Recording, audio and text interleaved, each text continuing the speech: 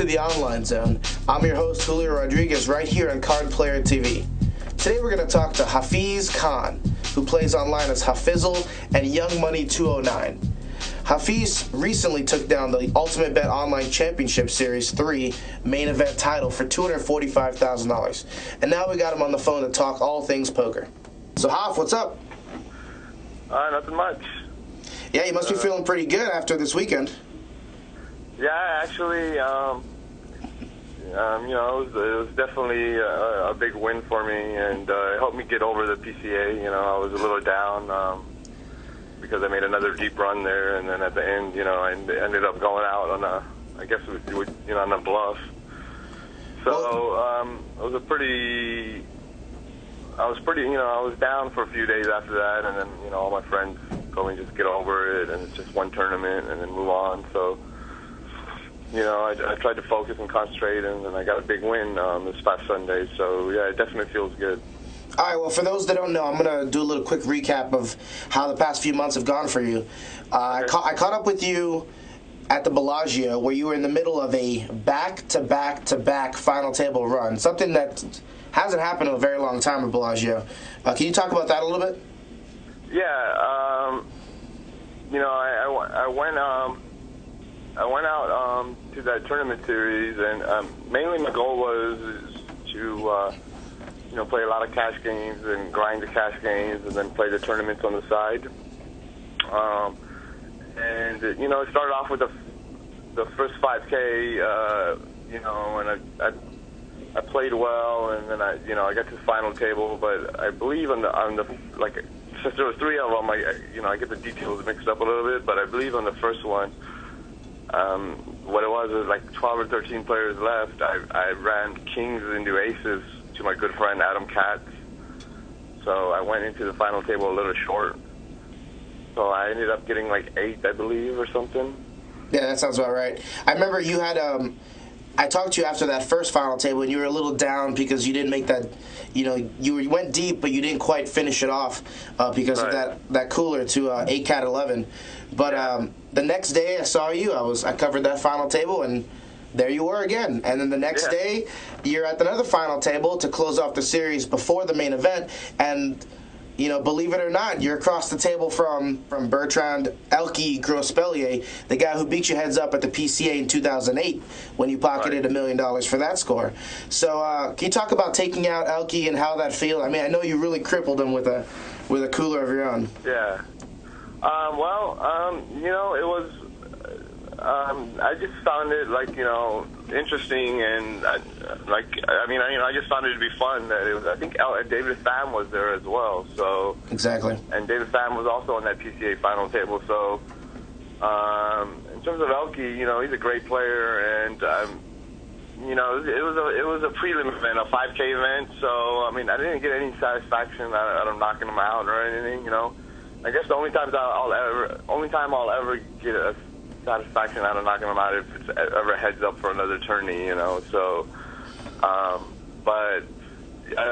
he's, like I said, he's a great player, and what it was he was a little short, and he moved all in, and I had ace-queen, which is a fairly big hand when a short player moves in, so I obviously, moving in over the top of him, and he happened to have a really big hand, which was queens, and I flopped an ace, so it definitely felt good to, win the hand, but it wasn't more the fact that it was Elke. It was just more the fact that it gave me a better chance to win the tournament, So, but I just, I thought it was really cool that we were at a final table again, because me and Elke, as we started out online 4 or 5 years ago, we used to chop like $200 or $300 sit and goes heads up. We would transfer money to each other online, and then in 2008,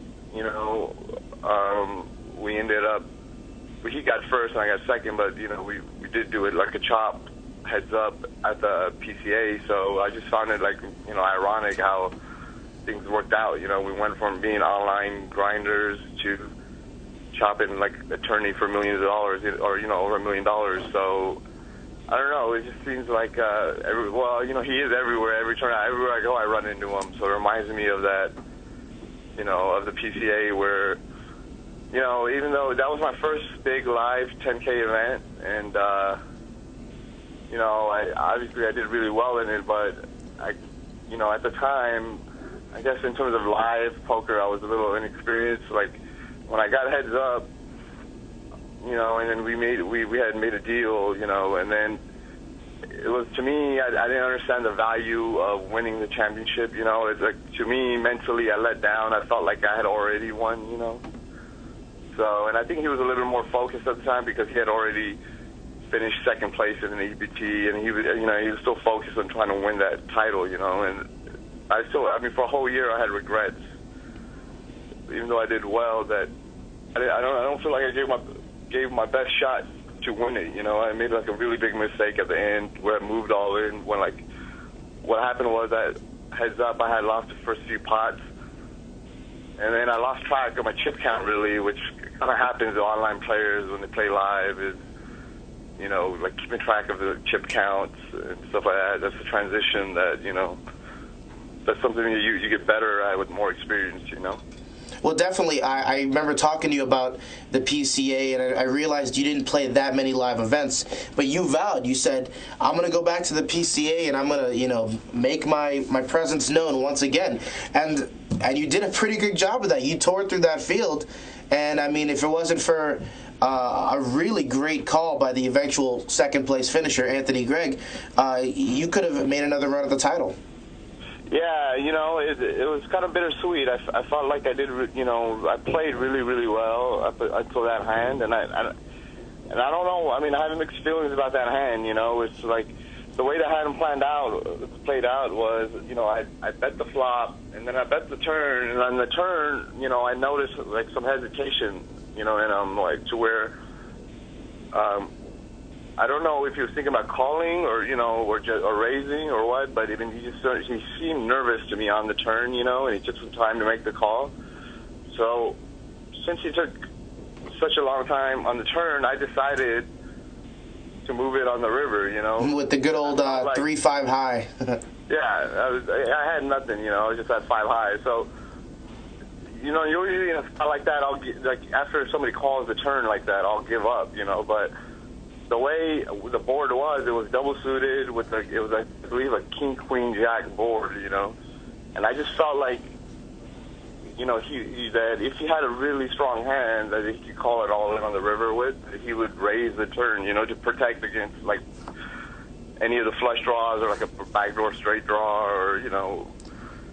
Well, it's interesting you mentioned that because he had just a marginal top pair, middle kicker type of hand, he was actually afraid to play a big pot with you. I talked to him about this, and he said that your line was probably the best way to get him to fold.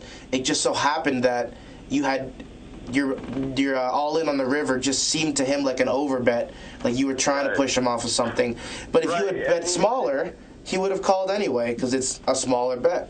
So I mean, it was a difficult spot, and like I said, I'm not really quite sure how I feel about it. You know, I've talked to someone, like I have friends that are like top poker players, and they told me that, you know, my line was fine, but somebody else spoke to him, and I believe he said that the reason he was really close to folding, you know, and he ultimately called, but I believe the reason he called was he said that I moved in too fast on the river. And I think that might have, I don't know if that's, you know, that's a tell that he might have picked up on or whatnot, but the reason I did that was because I had already made up my mind on the turn that I was moving in on the river. So I didn't take long on the river, and I made a comment to him. I said, all right, well, I guess I'm all in, and you know, that's something I said on purpose to portray strength, you know, but I don't know if that's how it came across, you know, so I don't know if that comment backfired on me or whatnot. But, you know, it's all a learning experience. One thing I have to realize is, you know, I'm sure not everybody at the table knows who I am, but I'm sure he knew who I was, and he knows my style from online. And at the time, I didn't know who he was. You know, I didn't know his online handle. So, and he was playing really, really tight, and he was like a really quiet person. So, you know, I felt like it was a good spot. Like I was in the whole tourney, I was never all in on a bluff, you know. So I felt like that was my first time pulling a move like that. So I felt like it was a good spot to do it. But one thing I have to realize, and you know, I have to adjust to the fact that people do know who I am now, and they have history on my style, or I tend to be aggressive and stuff like that. So I have to make adjustments, knowing that people know who I am. So. Well, if anything, it's a testament to your ability to play for the win in that spot, and not just try to make the final table, but really go after the title. So. Yeah, I mean that's what I looked at it like.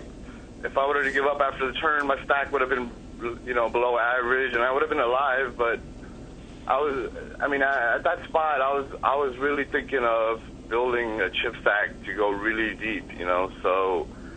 I mean, I do, like I said, my personality is I tend to be aggressive, and I do take chances because I feel like to win a tournament, you can't just wait for cards and, because then you're kind of leaving your fate up to, I guess the poker gods or whatnot, to find the right situations or whatnot. I tend to take the attitude that, you kind of need to make it happen to get really deep in a tournament, And you definitely have to win pots that you're not supposed to win, And so to do that, sometimes you have to pull off other moves, Well, the poker gods were call, and I told him at the time, I hope he wins, because he deserves. If he's willing to make a call like that, especially considering that was his biggest or deepest live score, If he's willing to make a call like that for his tourney life, then he deserves to go on and win that tournament, I think he made a great call. So I congratulate him on that. Well, the poker gods were definitely smiling on you this Sunday over at Ultimate Bet, where you play as not Hafizzle, but Young Money 203. Young Money 209. Yeah, that was 209. Young Money 209. But anyway, that was a pretty sick final table. I mean, Ultimate Bet doesn't normally play $1,000 tournament, but that final table had some real big name pros. It had Shane and Besa Pacheco. You had Thayer Rasmussen there. You had Double Dave 22, Zugwat, Steve Silverman. I mean, good. Chicago Cards. Mosin Charania. Yeah, you had some pretty stiff competition there, but you came out on top for a nice $245,000 score. Yeah, it was definitely nice, but I gotta give a lot of credit to UB and because the tournament had a great structure, so you get like 5K starting chips, and it was like a really slow structure, especially in the beginning. There was no annies for like the first 3 hours, so I mean, there's obviously it's not like a live tournament, but it's closer to a live tournament than it is an online tournament. So I felt like the structure was great, and it was a big payday or whatnot. So I was definitely but it's more, a lot of the tournaments are tough because only one person wins, and everybody else usually has some type of regrets. Yeah, only one person can walk away with a smile, I guess. Yeah, so the money is obviously always really nice, but I'm at a point now where my money-wise, poker-wise, I've done really well. So it's more. I was more happier for the win. I would dread another second place, a third place finisher, and something like that. So even though the money would have been nice as well, but I was just happier that I got the win. And there were a lot of tough players on the table, and I feel like I adjusted pretty well and mixed it up. I would play really tight at times and then play really aggressive at times. And so I mixed it up, and, everything went my way. And obviously also takes luck, to win a tournament. So. Well, I'd like to congratulate you on your first online major win. I know you've had some wins in the Full Tilt, 1K, and countless $100 rebuys, but right. Congratulations on your first major title online. Thank you. I'd like to thank you for joining us here on the Online Zone. Thank you. Anyway, I'll see you in LA. Good luck. All right. I'll see you guys there, and thanks for giving me an opportunity to do the interview. And I'd like to thank you guys for watching as well. I'm Julio Rodriguez for the Online Zone, right here on Card Player TV.